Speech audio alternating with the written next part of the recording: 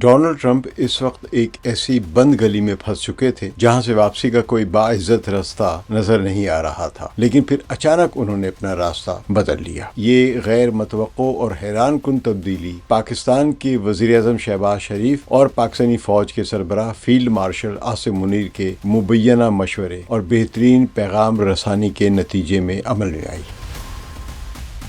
تو یہ وہی ڈونلڈ ٹرمپ تھے جنہوں نے محض چند گھنٹے پہلے ایک پوری ایرانی تہذیب کو صفحہ ہستی سے مٹانے کی ہولناک اور وحشیانہ دھمکیاں دی تھی، لیکن آبِ ہرمز اب بھی ایران ہی کے پاس ہے اور ڈونلڈ ٹرمپ نے جنگ بندی قبول کر لی ہے۔ ایران نے اپنی کسی بھی اہم یا بنیادی شرط پر ذرہ برابر بھی سمجھوتہ کیے بغیر محض ایک عارضی جنگ بندی پر اتفاق کیا، اور امریکہ نے اپنی گرتی ہوئی جو اس کی ملٹری یا ڈیٹرنس کی جو ساکھ تھی اس کو بچانے کے لیے اسے فوراً قبول کر لیا۔ تو ڈونلڈ ٹرمپ نے اس کو اپنے لیے ایک فوری طور پہ بچنے کے لیے سیف ایگزٹ کے طور پہ قبول کر لیا ہے۔ بہرحال اس پہ اعتبار ابھی بھی کوئی نہیں ہے، کبھی بھی کسی بھی وقت وہ بدل سکتا ہے۔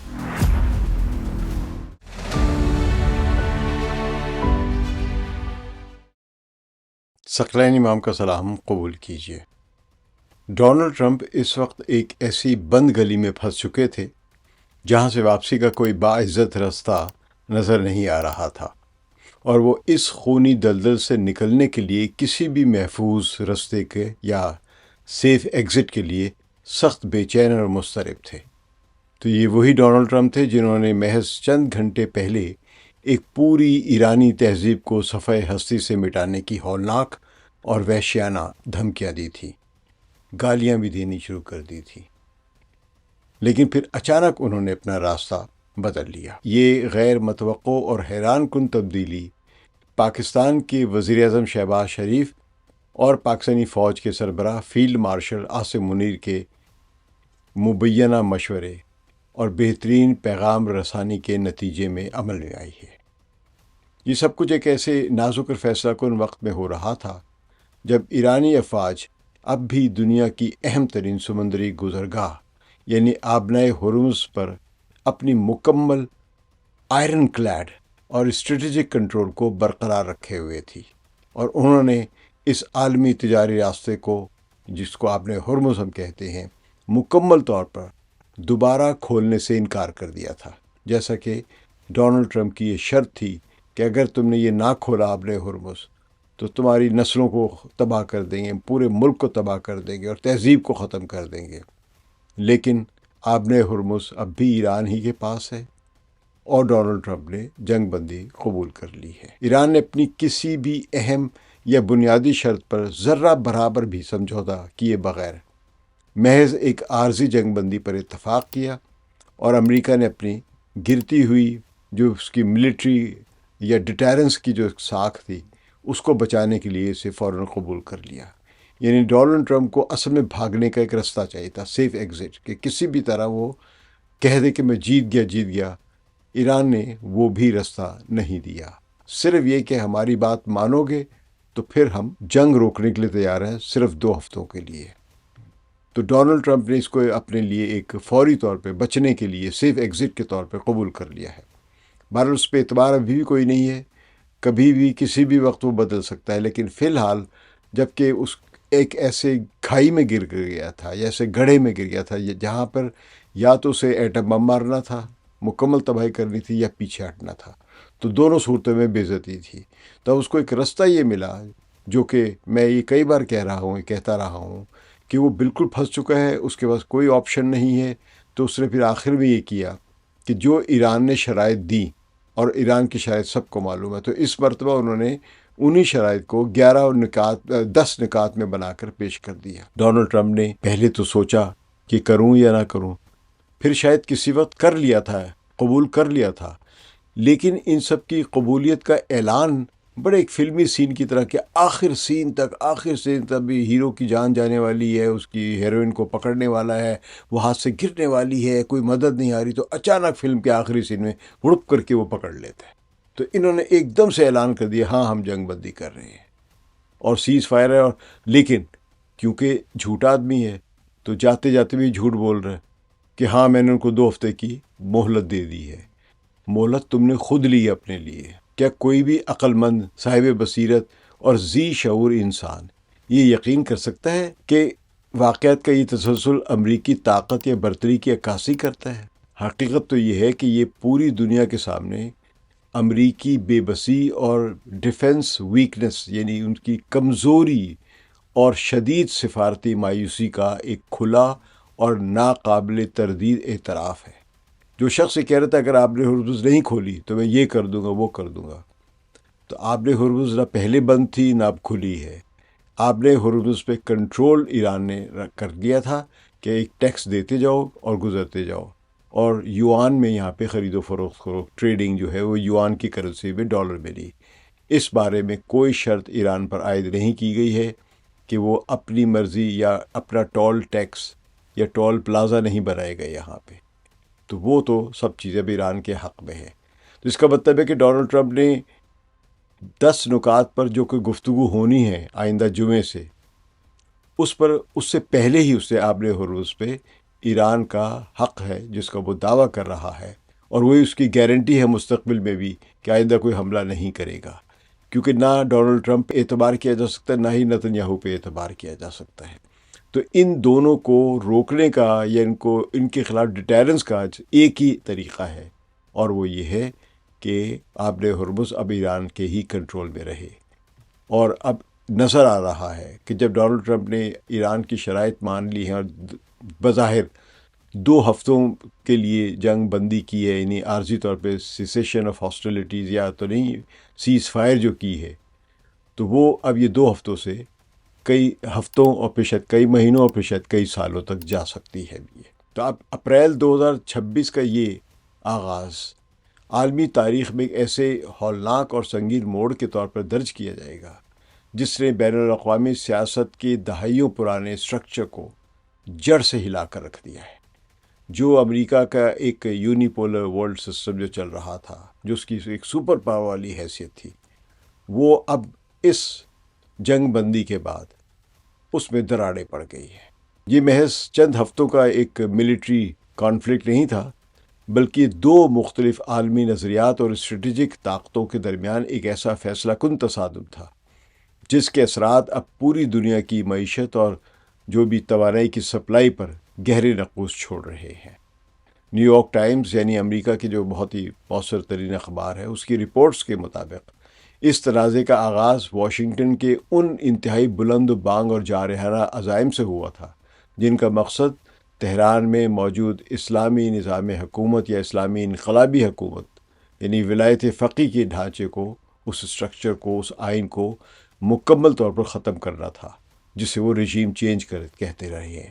تاکہ خطے میں دوبارہ امریکی تسلط اور بالادستی جو ہے، استعماری بالادستی اور استعماری تسلط جو ہے سامراجی امریکہ کا، وہ دوبارہ سے قائم کیا جا سکے۔ تو امریکی اور اسرائیلی جو ملٹری لیڈرشپ تھی، ان کا ابتدائی منصوبہ یہ تھا کہ ایران کے زیر زمین میزائل شہروں، جنہیں میزائل سٹیز بھی کہا جاتا ہے، اور تمام جو جوہری تنصیبات کو مکمل طور پر تباہ کر دیا جائے گا، اور ایران کی جتنی بھی لیڈرشپ ہے اس کو ڈی کیپیٹیٹ کر دیا جائے گا، یعنی سید علی خامنئی اسی دوران ہی شہید ہوئے تھے، اور اس کے بعد ان کا یہ خیال تھا کہ یہ حکومت گر جائے گی اور وہ اپنی مرضی کی حکومت لے آئیں گے۔ اور مقصد کیا تھا ان سب چیزیں کرنے کا؟ تاکہ اسرائیل یعنی صہیونی ریاست کے لیے جو ایرانی خطرہ ہے وہ ہمیشہ کے لیے دفن ہو جائے۔ لیکن جیسے ہی پریکٹیکل جب ساری کام ہوتے ہیں، کہتے ہیں جنگ کی منصوبہ بندی کچھ اور ہوتی ہے، لیکن جب جنگ شروع ہوتی ہے تو اپنے اس کے ڈائنامکس بن جاتے ہیں۔ تو جیسے ہی جنگ شروع ہوئی، زمینی حقائق نے پوری دنیا کے فوجی ماہرین کو حیران و پریشان کر دیا۔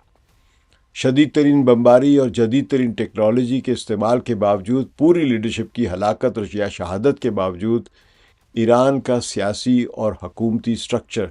مکمل طور پر غیر متزلزل رہا، قائم رہا۔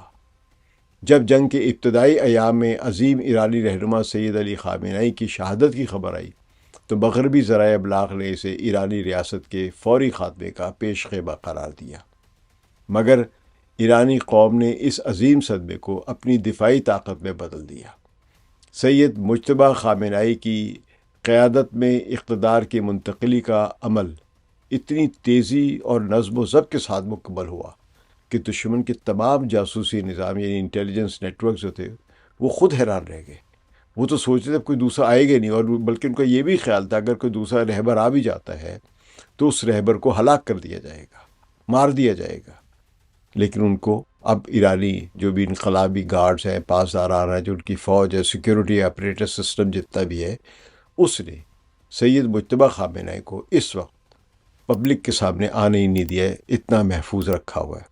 اسی لیے مغربی میڈیا مختلف قسم کی قیاس آرائیاں کرتا رہتا ہے کہ وہ زندہ بھی ہے یا نہیں ہے، بے ہوشی کی حالت میں ہے یا نہیں ہے. لیکن ایران نے ایک چیز دنیا کے سامنے دکھا دی کہ اتنی بڑی ہلاکتوں، اتنے بڑے نقصان، اتنے بڑی بمباری کے باوجود اس نے سیکنڈ اسٹرائک کی صلاحیت دکھائی، اور اس کے بعد سے مسلسل اب جنگ جاری ہے. اور اس جنگ کا نتیجہ بھی یہ نکلا ہے کہ اسرائیل اور امریکہ ایران پر بمباری تو کر رہے ہیں، لیکن ان کو نقصان بھی اٹھانا پڑ رہا ہے. اور ساتھ ساتھ ایران نے گلف کی ریاستوں میں جو بھی امریکی ملٹری بیسز ہیں یا ایئر بیسز ہیں ان کا تو کریا کرم کر دیا ہے. اور ساتھ ساتھ اسرائیل کی وہ حالت کی ہے کہ جب ابھی جنگ جو رکنے کے بعد جو خبریں آئیں گی، وہاں سے جو تصویریں نکلیں گی، اب حیران رہ جائیں گے. ہمیشہ انڈسٹریل ٹاؤنز ہوتے ہیں وہ روشن رہتے ہیں کیونکہ وہاں پہ مسلسل کام ہو رہا تھا. خاص طور پہ جو بڑے بڑے پلانٹس ہوتے ہیں ان پہ تو لائٹ چلتی رہتی ہے. جو فیکٹریاں چلاتے یا فیکٹریوں میں کام کرتے ہیں ان کو پتہ فیکٹری میں 9 to 5 والا کام نہیں ہوتا کہ صبح کام کے شام کو دکان بند کر دی. نہیں، فیکٹریز میں 24 گھنٹے کام ہوتا ہے، اور بعض فیکٹریز بند ہی نہیں ہوتی. جو بڑے لیول کے انڈسٹریز کی جو فیکٹریز ہوتی ہیں وہ بند ہی نہیں ہوتی، مسلسل چلتی، لہذا وہاں پہ مسلسل روشنی رہتی ہے. اور اگر آپ سیٹلائٹ سے دیکھیں تو جتنے بھی انڈسٹریل ٹاؤن ہوتے ہیں وہ ہمیشہ لائٹ دکھا رہے ہوتے ہیں، روشنی دکھا رہے ہوتے ہیں. لیکن اس وقت اسرائیل میں کوئی بھی انڈسٹریل ٹاؤن جو ہے وہ رات کو منور نہیں ہوتا ہے. یہ ایک اشارہ ہے کہ کتنے بڑے اسکیل پہ اسرائیل میں تباہی آئی ہے. بہرحال آگے بڑھتے ہیں. تو اب جتنے بھی یہ اسرائیل کی تباہی، امریکہ کے ملٹری بیسز کی تباہی، یہ سب اس کے بعد ہم آگے بڑھتے ہیں کہ ایران کی دفاعی جو بھی اس کی یا فوجی جو بھی صلاحیت ہے یا قوت ہے، خاص طور پر پاسداران انقلاب یعنی سپاہی پاسدارات ہیں، ان کی میزائل فورس نے یہ ثابت کر دیا اور اسی نے یہ تباہی کی کہ ان کے ہتھیاروں کا ایک بڑا حصہ اب بھی دشمن کو عبرتناک سبق سکھانے کے لیے پوری طرح تیار اور فعال ہے. اسرائیل کے اہم انڈسٹریل جو سینٹرز تھے، ٹاؤنز جو تھے، تل ابیب جیسے بڑے شہروں پر یا حیفا میں ایرانی میزائلوں کی جو لہریں آتی رہی ہیں، سیلوز جو آتے رہے ہیں، وہ واضح پیغام دیتے رہے ہیں کہ تہران کو ملٹری طور پر دبانا یا اسے جھکانا اب کسی کے بس میں نہیں رہا ہے. امریکی تھنک ٹینکس یعنی پالیسی ساز ادارے اس بات پر شدید پریشانی کا شکار ہے کہ اتنی بڑی جنگ اور حملوں کے باوجود، مسلسل فضائی بمباری کے باوجود، ایران کے پاس اب بھی وہ یہ کہہ رہے 60% سے زیادہ افزودہ جو انرچ یورینیم ہے اس کا 400 کلو گرام ذخیرہ ابھی بھی موجود ہے، جو تکنیکی طور پر کسی بھی وقت ایٹم بم بنانے کے لیے استعمال ہو سکتا ہے. تو اس کا واضح مطلب ہوا کہ برسوں کی سخت ترین اکنامک سینکشنز اور اس حالیہ تباہ کن جنگ کے باوجود ایران کی نیوکلیئر ٹیکنالوجی کے سفر کو رتی بھر بھی پیچھے نہیں ہٹنے دیا یا پیچھے نہیں دھکیلا جا سکا ہے. یہاں پہ بڑی سمجھداری کی بات ہے اور یہ سمجھنے کی بات ہے جنگ سے چند دن، یعنی یہ جو آج ہم جو دیکھ رہے ہیں کہ وہاں پہ سیز فائر ہوا ہے 2 ہفتوں کے لیے، اس سے چند دن پہلے یعنی 3 اپریل کو اور 5 اپریل کے درمیان ایک مسنگ پائلٹ کو ڈھونڈا جا رہا تھا جو امریکہ کا گر گیا تھا F-15E کا. وہ دراصل گرا کسی اور وجہ سے تھا، لیکن اس کے پیچھے ایک بہت بڑی سازش تھی، اور وہ تھی کہ امریکہ نے 155 ایئر کرافٹس مختلف قسم کے، جن میں لٹل برڈ ہیلی کاپٹر سے لے کر MC-130 and C-130 year craft career, یہ بڑی ہیوی ڈیوٹی والے ہیں. یہ کبھی بھی مسنگ لوگوں کو تلاش کرنے نہیں جاتے ہیں. یہ دراصل اصفہان کے پاس پہنچے ہوئے تھے. وہاں پہ انہوں نے ایک اسٹرپ بنا لی ہوئی تھی، یعنی کہ رن وے بھی بنا لیا ہوا تھا، اور یہ اتنے 100 کے قریب، 155 کے قریب جو ہے یہ ایئر کرافٹس وہاں اترے تھے، اور ان کا مقصد تھا اصفہان سے اسی یورینیم کو اٹھا کر چرا کر لے جانا، اور ہیکسو فلورائڈ جو کنٹینرز میں بھرا تھا وہ بھی اٹھا کے لے جانا، تاکہ ایران کی جتنی بھی اب تک کی کامیابی تھی اس کو بالکل ملیامیٹ کیا جا سکے، اور ڈونلڈ ٹرمپ پھر امریکی پریس کے سامنے دعویٰ کرتے کہ جناب ہم نے ایران کو شکست دے دی ہے اور ہمارا مقصد پورا ہو گیا ہے، ہم ان کا نیوکلیر مٹیریل جو ہے سارا اٹھا لائے ہیں، اب وہ ایٹم بم کبھی نہیں بنا سکے گا۔ تو ایران نے ان کو یہ بھی موقع نہیں دیا تھا، کیونکہ اسی ریڈ، جب وہ اصفہان کے نیوکلیر انسٹالیشن پہ ریڈ کا پروگرام بنا رہے تھے، ایرانیوں کو پتہ چل گیا۔ ابھی تک یہ معمہ کہ ایگزیکٹلی کیسے پتہ چلا، لوگ اندازہ لگا رہے ہیں کہ یا تو روس کے سیٹلائٹ سے پتہ چلا ہے، یا ایران کے اپنے ہی جو بسیج وہاں پہ جو ان کے رضاکار جو ہے، جو کہ باقاعدہ فوج کا حصہ نہیں ہوتے، نہ سیکیورٹی کا حصہ ہوتے، لیکن وہ رضاکارانہ طور پر اپنے انقلاب کی حفاظت کرتے، تو وہ بسیج ہیں۔ تو یا وہ لوگ ہیں، ان میں سے کسی نے دیکھ لیا، یا شاید مقامی کوئی گڈریا ہو، کوئی بھیڑ بکریاں چرا رہا ہو، اس سے دیکھو کہ اس علاقے کو کارڈن آف کیا ہوا ہے، تو شاید اس نے اطلاع دی ہو، یا کچھ قدرت کی بھی کوئی منشا شامل ہو سکتی ہے۔ لیکن ایک چیز واضح ہے کہ امریکہ کے ان طیاروں کو ایرانی پاسداران کی یا بسیج کی گولیاں ضرور لگی تھی، کیونکہ ان کا آپس میں ٹکراؤ بھی ہوا ہے، اور 8 کے قریب جو ان کے رضاکار یا بسیج یا پاسداران کے جو بھی مسلح لوگ تھے وہ ہلاک بھی ہوئے ہیں، اور جو امریکہ کے چند جہاز تھے ان پر گولیاں بھی لگی ہیں، وہ اڑنے کے قابل نہیں رہے، پھر ان کو وہیں پہ تباہ کر کے امریکی فوج پوری کی پوری تیزی سے بھاگی ہے۔ تو اس سے امریکہ کے صدر ڈونلڈ ٹرمپ کو ایک بہت بڑی جو موقع تھا فتح کے اعلان کا، وہ ان کے ہاتھ سے نکل گیا۔ تو اب ان کے پاس ایک ہی راستہ تھا کہ بھائی نکلو، کسی بھی طرح نکلو۔ تو اس میں پاکستان کو ڈالا گیا، کیونکہ پاکستان کے اچھے تعلقات ہیں ڈونلڈ ٹرمپ کے ساتھ، اور پاکستان نے پھر ایران سے اپنے تعلقات کا استعمال کرتے ہوئے کہا بھی ڈونلڈ ٹرمپ آپ کی تجاویز کا جواب مانگ رہا ہے، جو اس سے 15 نکات دیے تو آپ بھی کوئی جواب دے دیں۔ تو انہوں نے اس کو 1 ہفتے لگائے اس کا جواب دینے میں، اور جواب دینے کے بعد انہیں کہا کہ یہ منظور ہے تو ٹھیک ہے، ورنہ ہم جنگ لڑ رہے ہیں۔ اس کے بعد کھڑکی بند کر دی تھی ایرانیوں نے۔ تو انہوں نے، اب ٹرمپ کے پاس ایک ہی چیز تھی، یا تو ایٹم بم مارے اور ایران کو مکمل تباہ کر دے جو کہ اس سے دھمکی دی تھی، یا پھر اٹھے ابا آ گیا ہے۔ اب میں آگے اس محاورے پنجابی یا لاہور کے اس محاورے کی تفصیل نہیں بتا سکتا کہ ذلیل ہوئے، رسوا ہوئے، منہ پہ کالک ملی گئی، اپنا تھوکا چاٹا، اور پھر بھی کہہ رہے ہم نے تم کو 2 ہفتوں کا وقت دیا ہے۔ بھی 2 ہفتوں کا وقت تو ڈونلڈ ٹرمپ نے اپنے آپ کو دیا ہے۔ تو اسرائیل کے اندر اس وقت ایک شدید اخلاقی، سیاسی اور نفسیاتی بحران کی کیفیت طاری ہے کہ سب کچھ کہاں سے کیسے ہو گیا، جہاں فوجی نامہ نگار ایک ہیں، جیسے کہ چینل 12 کے نیتیزن شائپری جو ہیں، وہ اپنی حکومت کی پراسرار مبہم اور مجرمانہ خاموشی پر مسلسل دہائی دے رہے ہیں۔ بعد میں ویسے نتن یاہو نے یہ بیان دیا ہے کہ وہ اس پر عمل درآمد کریں گے، جو جنگ بندی کا اعلان ہے 2 ہفتوں کے لیے، اور درمیان میں یہ کہہ دیا کہ وہ لبنان کو شامل نہیں کرتے، حالانکہ لبنان پر بھی جنگ بندی شامل ہے اس معاہدے میں۔ اگر اس نے لبنان پر جنگ کی تو یہ فوری طور پہ دوبارہ جنگ شروع ہو جائے گی۔ تو اسرائیلی عوام کو اپنی قیادت کے بجائے ایرانی خبر رساں ایجنسی تسنیم سے یا پاکستانی حکام کے بیانات سے یہ پتہ چل رہا ہے کہ ان کا ملک کس قدر گہری اسٹریٹجک دلدل میں دھنس چکا ہے۔ صہیونی ریاست جو کبھی چند گھنٹوں میں دشمن کو شکست دینے کے دعوے کرتی تھی، آج اپنے دفاع کے لیے امریکی امداد اور فوری جنگ بندی کی محتاج ہو چکی ہے۔ اب ان کے پاس انٹرسیپٹرز بھی نہیں ہیں، تو لہٰذا انہوں نے بھی کہا کہ بس در وٹ جا، خاموشی سے جنگ قبول کرو۔ اگر یہ جنگ بڑھتی رہے اور ایرانی میزائل برستے رہے یہاں پہ، تو آپ تو روک ہی نہیں سکو گے انہیں۔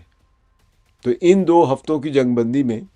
جہاں امریکہ اور اسرائیل کے لیے ہتھیاروں کی جو سپلائی ہے اس کا راستہ انتہائی کٹن ہو چکا ہے، وہیں ایران کی جانب سے جنگ بندی کی پیشکش ان کے لیے ایک ڈوبتے ہوئے انسان کو تنکے کا سہارا ثابت ہوتی ہوئی نظر آ رہی ہے کہ شاید وہ اب بچ جائیں۔ تاہم ان 2 ہفتوں کی جو عارضی جنگ بندی ہے، اس کے پیچھے چھپے ہوئے اصل خطرات کو بھی نظر انداز نہیں کرنا چاہیے، جو کہ ایک بڑی تاریخی حماقت ہوگی اگر ایران نے امریکہ یا اسرائیل کے بارے میں کوئی بھی کسی قسم کی خوش فہمی رکھی کہ ہاں اب جنگ بند ہو گئی ہے۔ ان کے بارے میں کبھی نہیں ایران کو سوچنا چاہیے، آئندہ 50 سال تک بھی نہیں سوچنا چاہیے کہ جنگ بند ہو گئی ہے اور اب امن مکمل طور پہ ہو گیا ہے۔ ان کو اپنی تیاریاں، اپنے میزائلز جن کے ذریعے انہوں نے شکست دی ہے، ان کو اور بہتر کرنا ہوگا اور پریسیشن والے بنانے ہوں گے۔ تو ڈونلڈ ٹرمپ کی پوری تاریخ جو ہے وہ اس بات کی گواہ ہے کہ وہ ایک انتہائی ناقابل اعتبار اور بڑا ہی ایک جاہلانہ قسم کا انسان ہے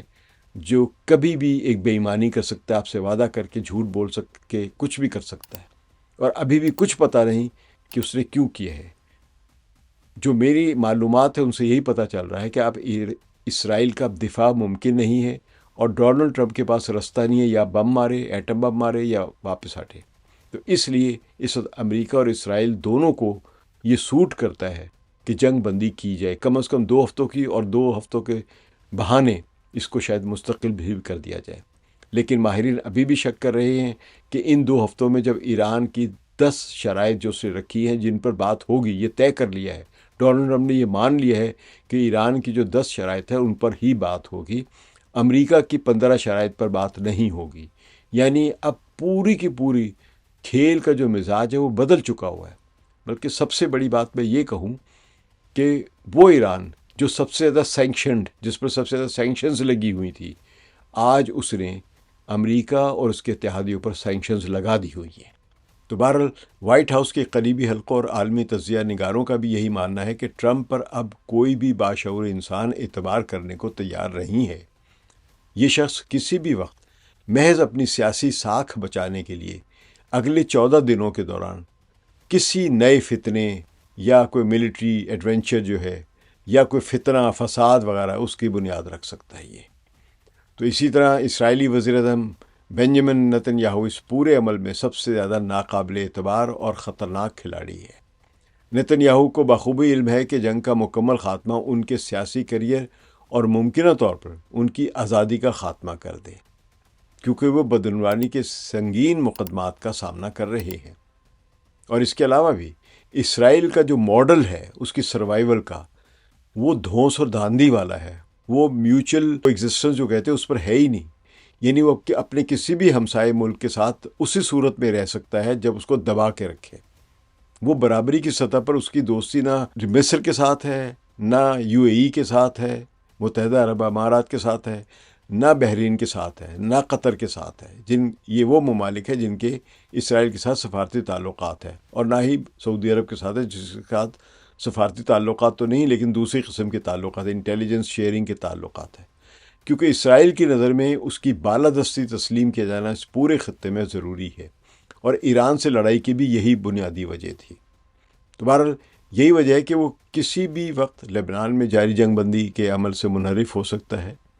مثلا وہاں پہ مظلوم فلسطینیوں پر مزید وحشیانہ مظالم ڈھا کر اس پورے امن کے عمل کو سبوتاش کر سکتا ہے۔ وہ کوئی بھی اس کے لیے تو اس طرح بہانہ بنانا ہوتا ہے کہ میں نے دیکھا کہ مجھے خطرہ محسوس ہو رہا ہے، میں نے وہاں پہ بم مار دیا، میزائل مار دیا، اور اس طرح پتہ نہیں کتنے معصوم لوگوں کی وہ جان لے چکے ہوئے ہیں۔ 70,000 سے زائد 75,000 کے قریب پہنچنے والے ہیں فلسطین کے وہ افراد جنہوں نے اپنے ملک کے لیے جانیں دی ہیں۔ لیکن یہ ابھی بھی آئے دن جنگ بندی کے باوجود، پہلے لبنان میں کرتے رہے، پھر یہاں پہ فلسطین میں ابھی بھی جنگ بندی کے باوجود یہ لوگ مسلسل بمباری کرتے رہتے ہیں۔ تو اسرائیل کی یہ پرانی روش رہی ہے کہ وہ عالمی دباؤ میں معاہدے تو کرتا ہے، لیکن پھر اپنے مفادات کے لیے انہیں پامال کرنے میں ذرا بھی دیر نہیں لگاتا۔ اگر ان 2 ہفتوں میں نتن یاہو نے کوئی بھی ایسی حرکت کی تو ایران کا جواب اس بار پہلے سے کہیں زیادہ خوفناک ہوگا،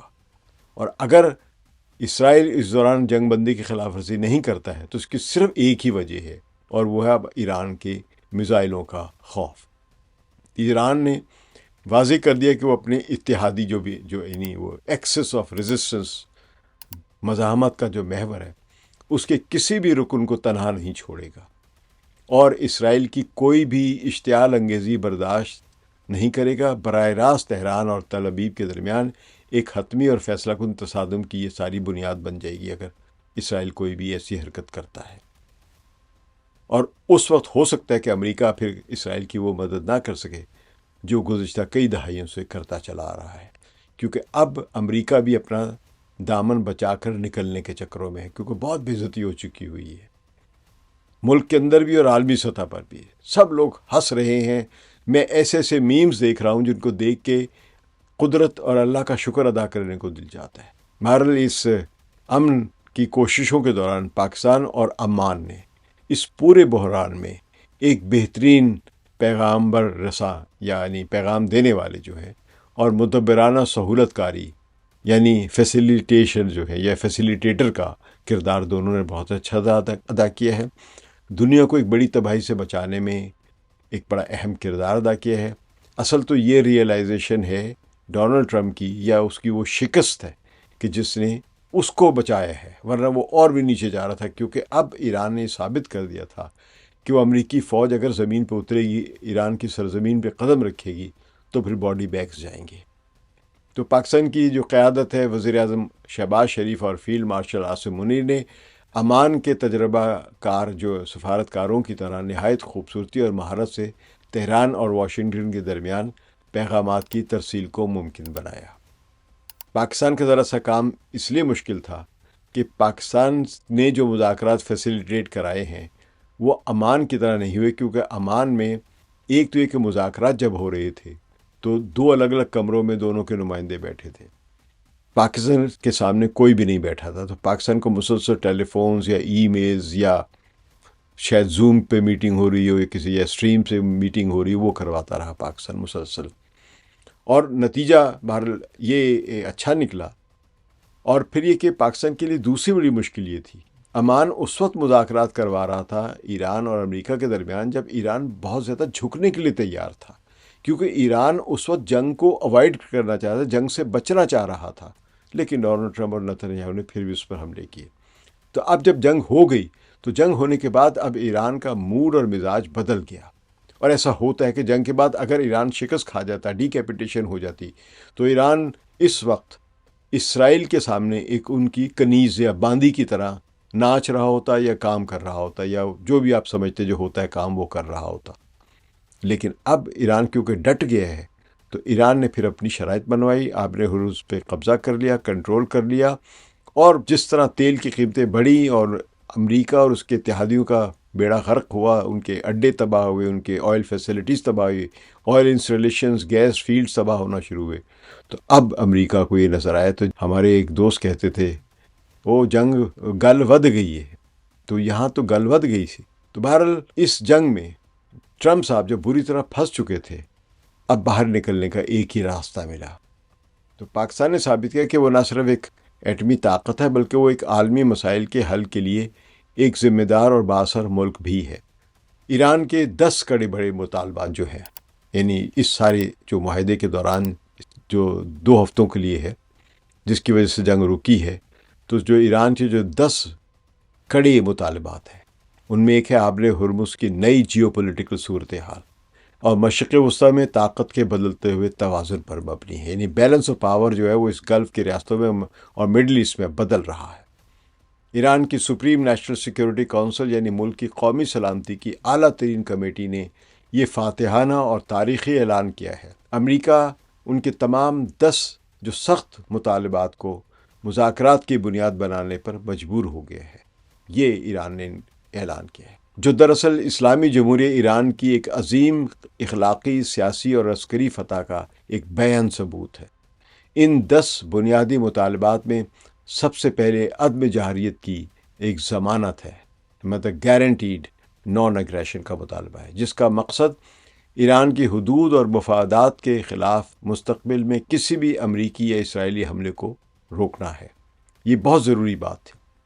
دوسرا اور سب سے اہم مطالبہ آبر ہرمز پر ایران کی تاریخی اور اسٹریٹجک خود مختاری کا بین الاقوامی اعتراف ہے، جس کے تحت ایران اس عالمی گزرگاہ پر اپنا کنٹرول برقرار رکھے گا. یہ بہت بڑی تبدیلی ہے. ایران کا تیسرا مطالبہ اپنی سرزمین پر پرامن مقاصد کے لیے یورینیم کی افزودگی، یورینیم انریچمنٹ کا حق جو ہے وہ عالمی اعتراف ہے. یہ مان لینا، تسلیم کر لینا کہ اس کو انریچمنٹ کا حق ہے. 27 فروری تک ایران 0 تک آنے کے لیے تیار تھا. آج اس نے کہا کہ نہیں، جو ہمارا حق ہے. اور کیا حق ہے؟ اگر ایران NPT کا سگنیٹری رکن ملک ہے تو جو NPT پابندیاں لگاتی ہیں صرف وہ پابندیاں مانی جائیں گی. اس کے علاوہ جتنے بھی ایڈیشنل پروٹوکول فلاں ڈھمکا جو ہے وہ سب ختم سمجھے جائیں گے. تو وہ اپنی خود مختاری کا ایک لازمی حصہ سمجھتا تھا اپنے انریچمنٹ کے حق کو. اب اسے یہ مل گیا ہے. اس کے علاوہ ایران نے امریکہ سے تمام بنیادی یعنی پرائمری جو سینکشنز ہیں ان کی اور جو سیکنڈری سینکشن ہے، پرائمری سینکشن جو ایران پر براہ راست لگی ہوئی تھی، اور سیکنڈری سینکشن سے مراد یہ ہے کہ وہ ممالک اگر کوئی اور ممالک جیسے چین، انڈیا، پاکستان، ایران سے کوئی بزنس کرنا چاہے تو اس ملک پر بھی پابندیاں لگ جاتی تھیں، کیونکہ تم نے ایران سے کیوں کوئی کام لیا ہے، اس میں اس کے بزنس میں حصہ کیوں ڈالا۔ تو ان تمام سینکشنز کے خاتمے کا مطالبہ بھی کیا ہے تاکہ ایرانی معیشت اور عالمی مالیاتی نظام، یعنی جو بینکنگ کے جو تمام رکاوٹیں جو ہیں وہ دور ہو سکے۔ چھٹا مطالبہ ان کا ہے کہ اقوام متحدہ کی سیکورٹی کونسل ان تمام قراردادوں کی منسوخ کرے، ان کو کینسل کرے جو تہران کے خلاف سیاسی بنیادوں پر منظور کی گئی تھی۔ جبکہ ساتواں مطالبہ نیوکلیر انرجی یعنی IAEA کے جو بورڈ آف گورنرز ہے اس کی تمام قراردادوں کو ختم کیا جائے جو ایران کے جوہری پروگرام پر سوالات اٹھاتی رہی ہیں۔ یہ بہت خطرناک قسم کی آپ سمجھ لیں کہ ایک تاریخی تبدیلی آ رہی ہے جو ایران کر رہا ہے، جو اس کا مطالبے کی صورت جو سامنے آئی ہے۔ ایران نے 8ویں مطالبے کے طور پر معاشی ہرجانے یعنی فائنینشیل ریپریشن کا بھی مطالبہ کیا ہے تاکہ پابندیوں اور عسکری حملوں سے ہونے والے جانی و مالی نقصانات کی تلافی ہو سکے۔ سب سے بڑھ کر ایران کا نواں مطالبہ جو ہے وہ مشرق وسطیٰ سے تمام امریکی فوجی جو بیسز ہیں، ملٹری بیسز ہیں، وہ یہاں سے سب چلے جائیں، ان کا انخلا ہونا، مکمل انخلا مانگا اس نے۔ اور 10واں مطالبہ کہ تمام محاذوں پر بشمول لبنان کی جنگ جو لبنان میں اسرائیل نے جو جارحیت کی ہوئی ہے وہ مستقل طور پر امن ہو وہاں پہ، اور جارحیت کا خاتمہ ہو۔ اس عارضی جنگ بندی کے دوران جو سب سے بڑا اور دور رس جغرافیائی اور معاشی بدلاؤ سامنے آیا ہے، تبدیلی جو آئی ہے، وہ آبر ہرمز کا نیا انتظام ہے جس نے گلوبل انرجی کی پالیٹکس کو اور اس کا رخ جو ہے بدل دیا ہے۔ ایران اور عمان نے مل کر ایک نیا قانونی سٹرکچر جو ہے وہ تشکیل دیا ہے جس کے تحت اس گزرگاہ سے گزرنے والے ہر بحری جہاز سے $2 ملین یعنی $20 لاکھ وہ ٹول ٹیکس وصول کیا جائے گا۔ تو ماہرین معیشت کے مطابق اس اقدام سے ایران کو ماہانہ تقریباً $8 ارب اور سالانہ $96 ارب کی اضافی آمدنی ہوگی، جو ایران کی مجموعی قومی پیداوار یعنی 20% GDP جو ہے ان کا، اس میں زبردست اضافہ کر دے گی۔ امریکہ جو کبھی اس سمندر کو اپنی میراث سمجھتا تھا، اب ایران کے اس ڈی فیکٹو یعنی عملی کنٹرول اور شپس، آئل ٹینکر یا کارگو شپس جو بھی ہیں، ان سے وصول کی جانے والی اس فیس کو تسلیم کرنے پر مجبور ہو گیا ہے امریکہ۔ یہ ایک ایسا اسٹریٹجک کہہ لے کہ چینج ہے جس نے ایران کو خطے میں اصل اکنامک اینڈ ملٹری پاور بنا کر پیش کر دیا ہے، اور اسے ثابت کر دیا ہے کہ اب دنیا میں طاقت کا مرکز مغرب سے ہٹ کر مشرق وسطیٰ کی طرف منتقل ہو رہا ہے، کیونکہ اسی مشرق وسطیٰ میں ایران کی حاکمیت کی وجہ سے یا ایران کی اس کامیابی کی وجہ سے چین اور روس دونوں اپنا ایک یوریشین برج جو بنا رہے ہیں، جو بہت بڑی پاور بنا رہے، پاور بلاک جو بنا رہے ہیں، وہ اب اس میں ایران کا ایک کلیدی کردار بن چکا ہوا ہے۔ کاش انڈیا کے بھی لوگ سمجھتے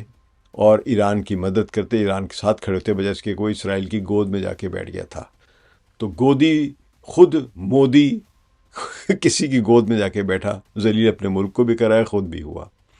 تو امریکی ایک سینیٹر ہیں کرس مرفی اور ریپبلکن پارٹی کے دیگر ناقدین جو ہے اب چیخ چیخ کر یہ دہائی دے رہے ہیں کہ ٹرمپ نے آبر ہرمز کا کنٹرول ایران کے حوالے کر کے ایک ایسی تاریخی اور ناقابل تلافی غلطی کی ہے کہ جس کی اب جو نقصان جو ہوگا وہ صدیوں تک اس کو بھرنا ممکن نہیں ہوگا۔ ایک امریکی تجزیہ کار ہیں میکس برنز، ان کا کہنا ہے کہ اس تباہ کن جنگ کا انجام یہ نکلا کہ ایران اب پہلے سے کہیں زیادہ طاقتور ہو چکا ہے، اس کا ایٹمی پروگرام محفوظ ہے، اور اس کا نظام میں حکومت یعنی جو وہاں کا اسلامی انقلابی یا اسلامی جمہوری نظام ہے، وہ اس نے ثابت کر دیا ہے کہ وہ دنیا کی سب سے اہم ایک ٹریڈ روٹ جو ہے یا آبی گزرگاہ جو ہے آبر ہرمز، اس کو کنٹرول کرنے کی پوری صلاحیت رکھتا ہے۔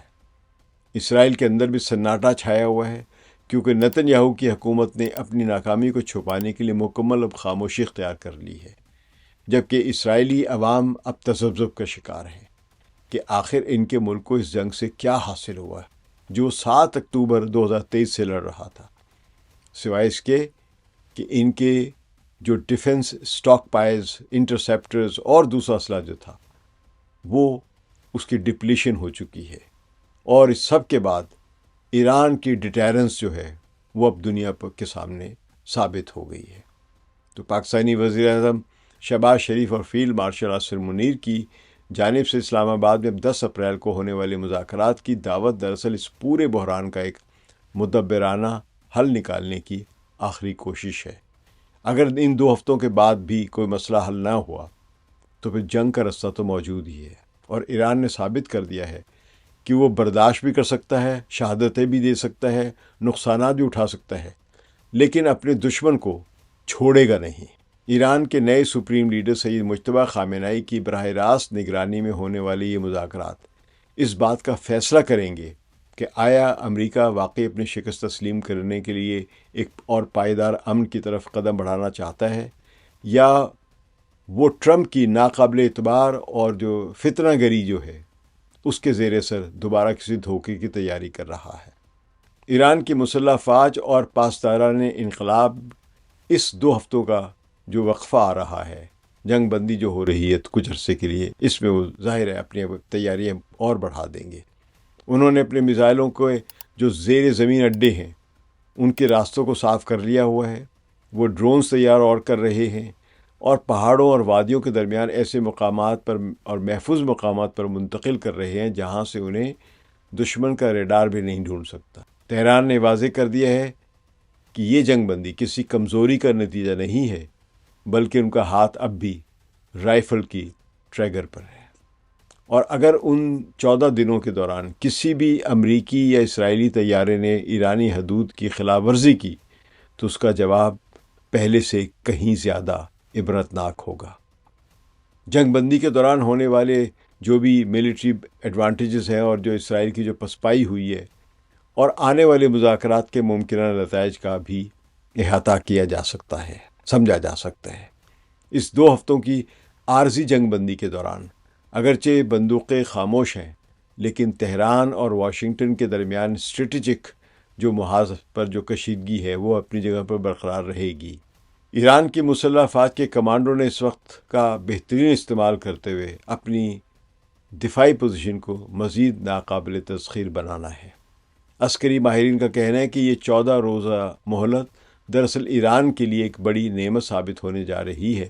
جس کے دوران تہران اپنے بیلسٹک میزائل یعنی دور تک مار کرنے والے جو میزائل ہیں اور دوسرے ہتھیار جو ہیں ان کو زیر زمین اڈوں کے داخلی راستوں کو بہتر کر سکے گا، اور جہاں جہاں نئی جگہ جہاں پہ کم ہو گئے وہاں پہنچا دے گا۔ اس کے ساتھ ساتھ ایران نے اپنے ڈرونز یعنی بغیر پائلٹ والے طیارے کے جو ذخائر ہیں ان کو بھی ملک کے دور دراز پہاڑی سلسلوں اور خفیہ وادیوں میں موجود لانچ ایلیز یعنی لانچنگ مقامات پر منتقل کرنا، اس کے بہت بڑی ایک تیزی سے حکمت عملی ہوگی، جہاں سے انہیں دشمن کے لیے ڈھونڈنا اور بھی زیادہ مشکل ہو یا ان کو تباہ کرنا تقریباً ناممکن ہو جائے۔ اس کا مطلب یہ کہ یہ مذاکرات ناکام ہوتے ہیں اور جنگ دوبارہ شروع ہوتی ہے تو ایران پہلے سے کہیں زیادہ اور مربوط حملے کرنے کی صلاحیت رکھے گا، کیونکہ اب یہی بھی ذہن میں رکھیے کہ اگر ایران کے میزائل کم ہیں یا جن کو وہ ریپلیس کرے گا، ریپلینش کرے گا، تو ان کے انٹرسیپٹرز تو بہت بری طرح تباہ ہو گئے ہیں، اور تھرڈ میزائل یا پیٹریاٹس میزائل جو ہیں یا ایرو 2 ایرو 3 کے جو انٹرسیپٹرز ہیں یہ تو اتنی تیزی سے بنتے ہی نہیں ہیں جتنی تیزی سے ایران کے میزائل اور ڈرونز بن جاتے تھے۔ ایران تو ڈرونز جو ہے وہ ایک دن میں سینکڑوں بنا سکتا ہے، لیکن ان کے لیے اپنے تھرڈ میزائل بنانا جو اس کے لیے صرف 1 سال درکار ہے، صرف 100 کے قریب تھرڈ میزائل بنانے کے لیے۔ تو دوسری جانب امریکہ اور اسرائیل کے لیے جنگ بندی کسی صورت خوش آئند نہیں ہے، کیونکہ ان کی جو ڈیفنس میزائلز یا انٹرسیپٹرز جو تھے ان کے جتنے بھی آپ کہہ لیں جو اسٹاک پائلز ہیں وہ خطرناک حد تک کم ہو چکے ہیں۔ اگرچہ امریکہ نے اسرائیل کو اسلحہ فراہم کرنے کی کوشش کی ہے، لیکن عالمی سطح پر پیداواری صلاحیت اتنی محدود ہے کہ ان خالی گوداموں کو 14 دنوں میں بھرنا ناممکن ہے۔ مشرق وسطیٰ کے تجزیہ کاروں کا کہنا ہے کہ امریکہ اس وقت ایک ایسی پوزیشن میں ہے جہاں اس کے پاس ایران پر دباؤ ڈالنے کے لیے جو بھی کہہ لیں جو ملٹری کارڈز کھیلنے ہوتے ہیں، حملے کرنے ہوتے ہیں، وہ سب ختم ہو چکے ہیں۔ تو تہران نے ثابت کر دیا ہے کہ وہ دنیا کی تیل کی سپلائی لائن یعنی رسد کے راستے کو اپاہج کر سکتا ہے، اور یہی وہ سب سے بڑا اس کے پاس ایک ٹیکٹک ہے جس نے ٹرمپ انتظامیہ کو اسلام آباد میں مذاکرات کی میز پر آنے پر مجبور کر دیا ہے۔ اسرائیل کے اندر کی صورتحال مزید پیچیدہ ہو چکی ہے۔ اسرائیلی وزیر اعظم بنجامن نیتن یاہو کی حکومت اس وقت شدید دباؤ کا شکار ہے جو ان کے اندر کا ہے ملک کا۔ اسرائیلی فوج کے ترجمانوں کی جانب سے جنگ بندی کی تفصیلات پر خاموشی نے عوام میں بے چینی پھیلا دی ہوئی ہے۔ مظلوم فلسطینیوں پر ہونے والے مسلسل مظالم اور لبنان کے محاذ پر اسرائیلی فوج کی ناکامی نے تل ابیب کے دفاعی وقار کو، جو اس کی ملٹری مائٹ تھی، اس کو خاک میں ملا دی ہے۔ اب یہ خدشہ پوری شدت سے موجود ہے کہ نتن یاہو، جو اپنے سیاسی بقا کے لیے کسی بھی حد تک جا سکتے ہیں، ان 2 ہفتوں کے دوران لبنان کے محاذ پر دوبارہ چھیڑ چھاڑ کر سکتے ہیں یا غزہ اور مغربی کنارے پہ فلسطینیوں پر مظالم کی نئی لہر شروع کر سکتے ہیں۔ تو اس سے پورے خطے کا امن یا جو پروسیس آف پیس جو ہے یہ پورا تباہ ہو سکتا ہے۔ تہران نے واضح کر دیا ہے کہ اگر نیتن یاہو نے ایسی کوئی بھی حرکت کی تو لبنان کی مزاحمتی قوتیں اور ایران کے مزاحمتی جو میزائل ہیں وہ خاموش نہیں رہیں گے، اور اس بار کا جواب اتنا شدید ہوگا کہ اسرائیل کا پورا انڈسٹریل جو سٹرکچر ہے، یعنی جتنا بھی وہاں پہ موجود ہیں، ایک ٹاؤن نہیں سارے ٹاؤن جو ہے وہ زمین بوس ہو جائے گا۔ اسلام آباد میں ہونے والے جو جمعے سے شروع ہو رہے ہیں، اسلام آباد ٹاکس ان کا نام بنتا نظر آ رہا ہے، یعنی اسلام آباد مذاکرات کہہ لیں اردو میں، تو ان کا ایجنڈا جو ہے بڑا انتہائی کٹھن اور آپ کہہ لیں کہ گنجلک سا ہے۔ ایران کے وزیر خارجہ سید عباس عراقچی نے سلامتی کونسل کے سامنے واضح کر دیا ہے کہ مذاکرات کا مطلب ہرگز یہ نہیں کہ ایران اپنے دفاع سے غافل ہو گیا ہے۔ ایران کا مطالبہ ہے کہ امریکہ نہ صرف اپنی افواج کو خطے سے نکالے بلکہ ان تمام نقصانات کا مالی ہرجانہ بھی ادا کرے جو ایران کو غیر قانونی پابندیوں کی وجہ سے اٹھانے پڑ رہے ہیں۔ پاکستان کی قیادت شہباز شریف اور فیلڈ مارشل عاصم منیر اس وقت ایک ایسے ثالث کا کردار ادا کر رہے ہیں جس کی کامیابی کا